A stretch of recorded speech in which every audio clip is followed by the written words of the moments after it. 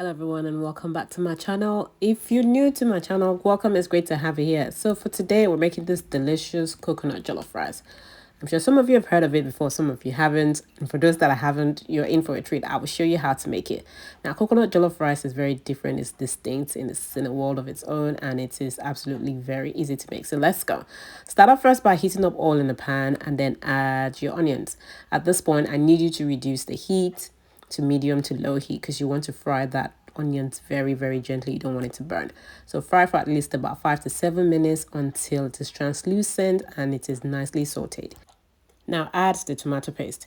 With the tomato paste, because it's quite tart, you need to fry this very gently on low heat and you have to keep stirring.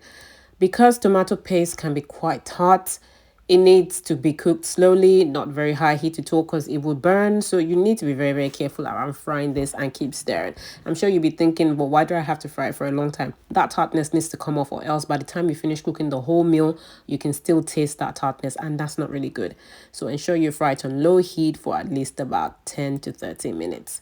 After it is well fried, it's now time to add your pepper mix. Your pepper mix is a combination of peppers that you like. I've put mine in the comment section below, so be sure to check that out. Now mix it thoroughly very well and allow to cook on low heat for 20 to 25 minutes. After about 25 minutes, it should look like this. It is simmering, it is bubbling slowly. This is good, but we're still not ready to use it yet. So at this point in time, I will be adding all my aromatics and my herbs. So for me here, I used curry powder, and then I also used white pepper. White pepper is very essential, especially for this recipe itself, because it brings out the coconut flavor. Then add the thyme and also add some seasoning cubes as well. I use chicken seasoning cubes. You can also use beef seasoning cube or use a combination of both. And the important part, don't forget to add the lemongrass. Lemongrass is very essential because it does help the coconut flavor come out. Most of my recipes that I use coconut with, I tend to use lemongrass. It is very good and it's not overpowering at all.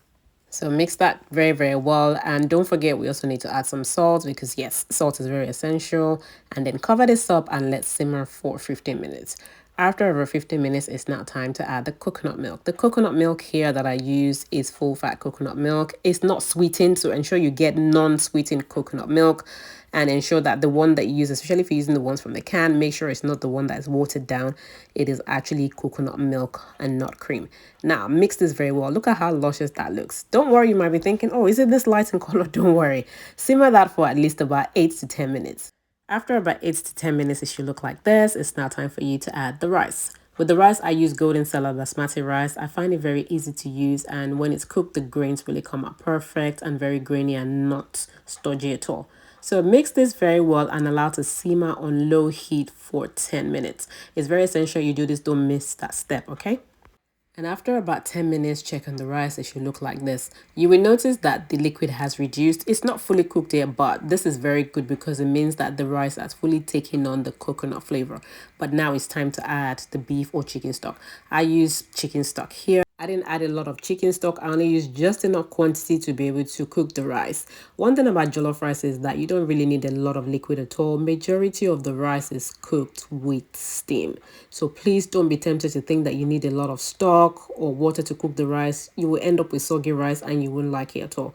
So please just make sure that you have enough to be able to cook the rice, but not too much. Now it's time to cover it up with a parchment paper.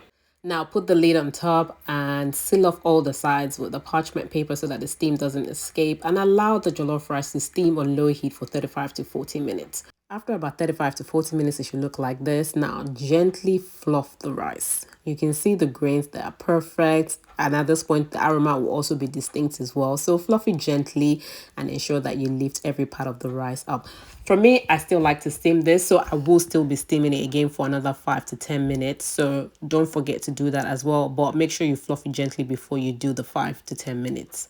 So after that extra 5 to 10 minutes, this is what it came out to look like, and it looks absolutely great, and the smell is absolutely amazing.